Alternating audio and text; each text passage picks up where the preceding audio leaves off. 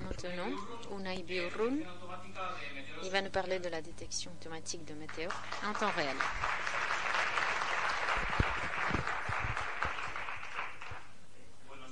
Bonjour, je suis Unai Biurrun Villacorta, diplômée en ingénierie informatique par l'Université de Navarre. Et je vais parler de la détection automatique des météores en temps réel. C'est sur la base de mon travail de fin de diplôme. Je tiens à vous remercier l'Université publique de Navarre, en particulier aux chercheurs professeurs du département de statistiques informatiques et mathématiques, qui ont fait possible tout ce travail, qui m'ont soutenu. Je tiens à remercier le planétarium également de m'avoir invité et le réseau Astro Navarra, ainsi que toutes les personnes impliquées dans ce projet. Et merci à vous tous et toutes d'être venus ici aujourd'hui. Merci.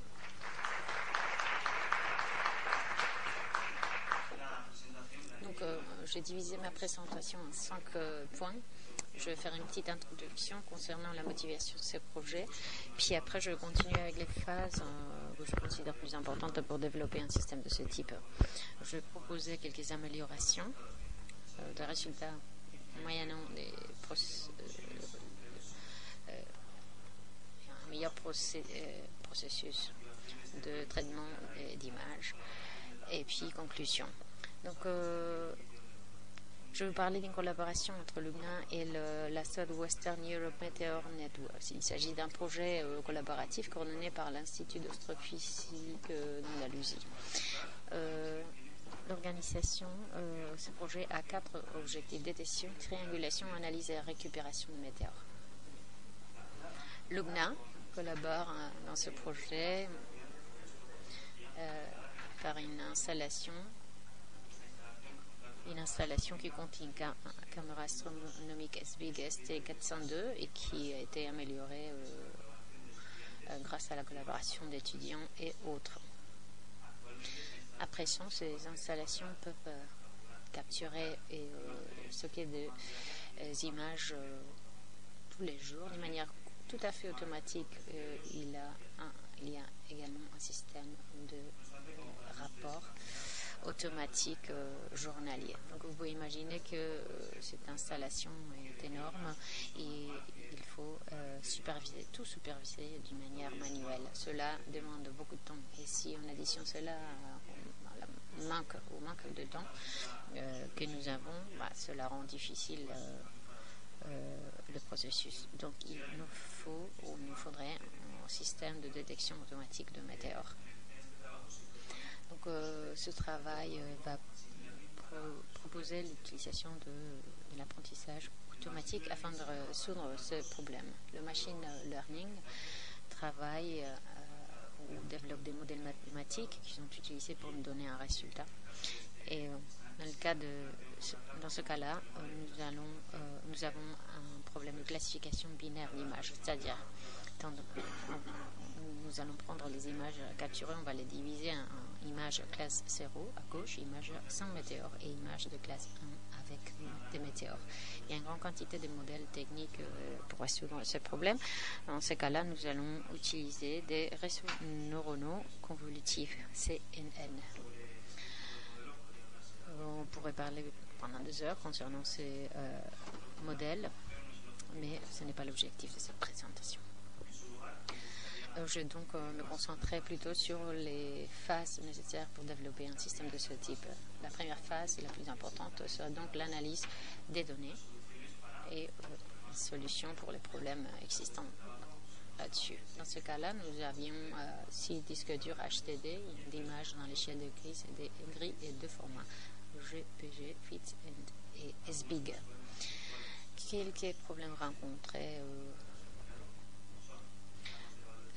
des gammes de valeurs différentes dans des variables plantées, dans ce cas-là, intensité de pixels, etc. Chacun de ces problèmes doit être attaqué d'une manière différente. Et vous voyez ici les solutions les plus habituelles. Vous le voyez sur ces tableaux-là. Donc, on pourrait également parler pendant des heures concernant cette phase-là, mais je vais passer à la définition et l'entraînement du modèle d'apprentissage CNN. Donc, l'entraînement d'un réseau CNN demande beaucoup de temps puisqu'il y a une grande quantité de paramètres. Donc je ne vais pas rentrer dans le détail ici, mais je vais souligner l'utilisation d'une technique qu'on appelle transfer learning, c'est-à-dire un apprentissage par transfert. Dans ce cas-là, en particulier, il s'agit de prendre un modèle entraîné pour une tâche particulière, comme par exemple la reconnaissance des panneaux de trafic, et puis l'adapter à une autre fonction, la détection de météores dans ce cas-là. Et cela pourra se faire avec une possibilité de réussite différente. Donc, cela nous permet de épargner de ressources et utiliser des modèles d'apprentissage qui ont déjà été testés. Dans notre cas, nous avons utilisé MobileNet V3, deux versions du réseau EfficientNet et puis le ResNet V2. Le résultat de cet entraînement, c'est ce que vous voyez ici. Pour quelques métriques d'entraînement que je ne vais pas détailler non plus puisque je n'ai pas le temps. Je vais indiquer que de ces trois modèles, il faut surligner EfficientNet V7 et MobileNet V3. Il n'y a pas de grande différence concernant la qualité de prédiction, mais il y a beaucoup de différences sur les temps d'entraînement et prédiction. Comme vous le voyez ici, l'Efficient V7 a été beaucoup plus long, avec un entraînement de 14 heures pour un ensemble de données pas très grand, 200 000 images, on pourrait en avoir beaucoup plus. En revanche, il faut dire que tous les modèles ont eu des vitesses très élevées, ce qui permet leur utilisation dans des scénarios de temps réel, comme vous les voyez dans le tableau inférieur. N'importe quel modèle nous donne des taux de prédiction supérieurs à 25 images par seconde, ce qui est assez bien. Tout cela dépend du hardware utilisé. Nous avons utilisé une GPU GTX 1880 Ti. Il y a d'autres alternatives plus puissantes et beaucoup plus puissantes qui ont besoin de moins de temps, qui seraient plus rapides. Pour améliorer les résultats, nous pouvons appliquer beaucoup de processus. On pourrait modifier le modèle, des techniques de traitement de données génériques, etc. Lorsqu'on travaille avec des images, ce serait peut-être intéressant que de tester une technique de traitement d'images. Il y a beaucoup de traitements possibles, quelques-uns sont très simples, qui nous permettent d'éclaircir les images, ou au contraire. Dans ce cas-là, nous avons testé deux traitements. Premièrement, on va dynamiser le sentier, puis après, on va utiliser un autre système qui ne va pas améliorer le résultat. Donc le premier de ce processus est basé sur l'utilisation de deux images consécutives chronologiquement pour éliminer les objets statiques des images, comme des étoiles et des nuages ou autres objets qui pourraient être statiques à une vitesse plus lente, plus basse. Puis on applique un filtre pour améliorer l'apprentissage. Puis le deuxième système, ce serait l'essayage, le méthode d'Otu, pour obtenir des images séparées sur le fond, qui sera noir, et l'objet, dans ce cas-là, un blanc. Le sillage, un blanc. Donc, dans quelques cas, ce traitement peut aider à l'apprentissage, comme c'est le cas ici, où la stèle est visible. Et quelquefois, ces traitements n'aident pas beaucoup, comme c'est le cas des deux images inférieures. Comme vous le voyez, la stèle est tout à fait perdue. Dans ce cas-là, elle était visible, mais elle n'est plus visible là, à droite. Donc voilà, le rendement d'un modèle tout en utilisant ce deuxième traitement est moins important. Donc le premier système permet d'améliorer les résultats, alors que le deuxième ne permet pas de les améliorer. Avant de finaliser ma présentation, je veux partager quelques conclusions concernant ce travail. D'abord, la vitesse de prédiction est élevée dans tous les modèles, ce qui permet l'utilisation en temps réel. Et puis deuxièmement, je dirais qu'en définitive, ces modèles pourraient être utiles pour le SWAM et autres types de projets astronomiques on n'a pas besoin de l'utiliser sur des images, on pourrait utiliser d'autres modèles pour analyser d'autres types de données. En fin de compte, le modèle d'apprentissage peut s'appliquer à beaucoup de tâches bien différentes. Et voilà la fin de ma présentation. Merci beaucoup de votre attention.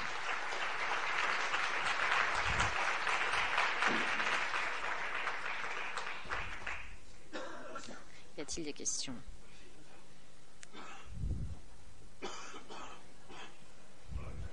Oui, bonjour.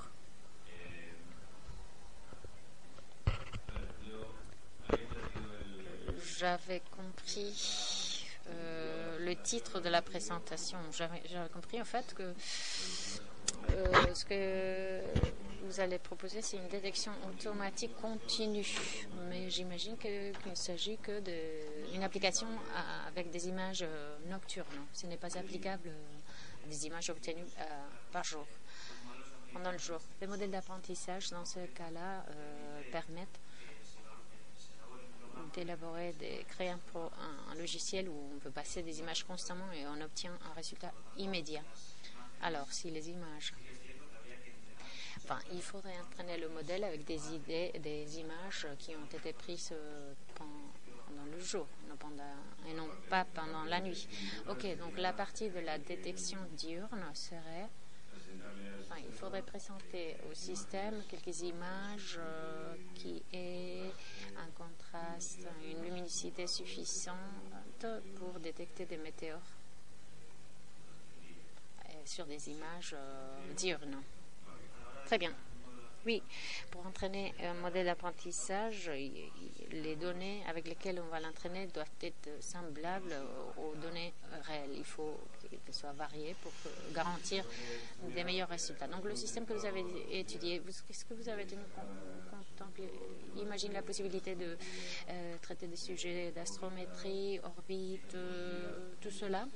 Est-ce que le système va être capable d'identifier des constellations, etc. Dans ce cas-là, on se concentrait sur des météores spécifiquement, alors le modèle tel quel ne serait pas applicable pour cette tâche. Donc, à l'origine, on a pensé que le système pourrait détecter des météores et également trianguler la trajectoire de ces météores. On n'a pas réussi à le faire par des questions de temps parce qu'un travail de fin de diplôme ne dure que 4 mois. Donc, avec quelques adaptations, ce serait possible. Oui, d'accord, merci beaucoup.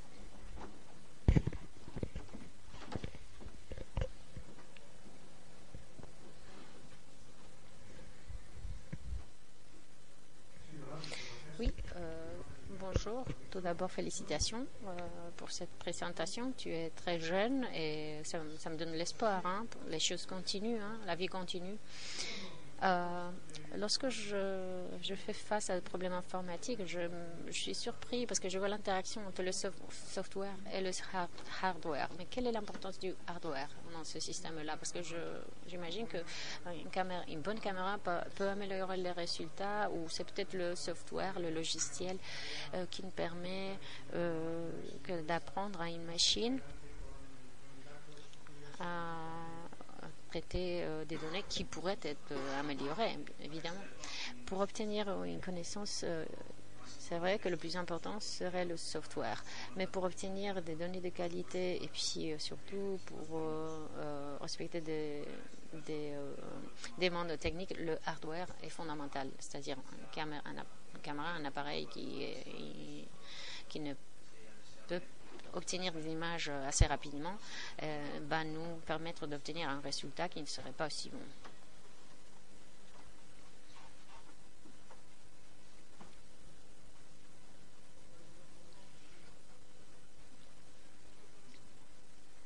Sí, me gustaría saber si se puede aplicar a las redes Freepom, por ejemplo. No sé si conoces las redes Freepom. Un poquito. Es un programa de detección por cámara que observa y que procede por triangulación precisamente después para calcular las trayectorias de los meteoros, etcétera. Meteoritos, etcétera. Si es posible aplicar este programa, sería posible, pero como ya he dicho antes, habría que realizar algunas modificaciones del propio programa. Habría que adaptarlo para poder utilizarlo con ese objetivo. Muy bien, gracias.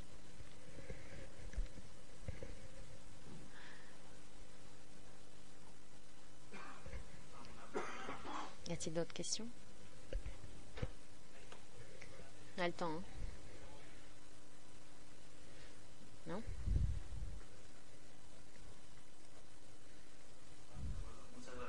Très bien, merci de votre attention.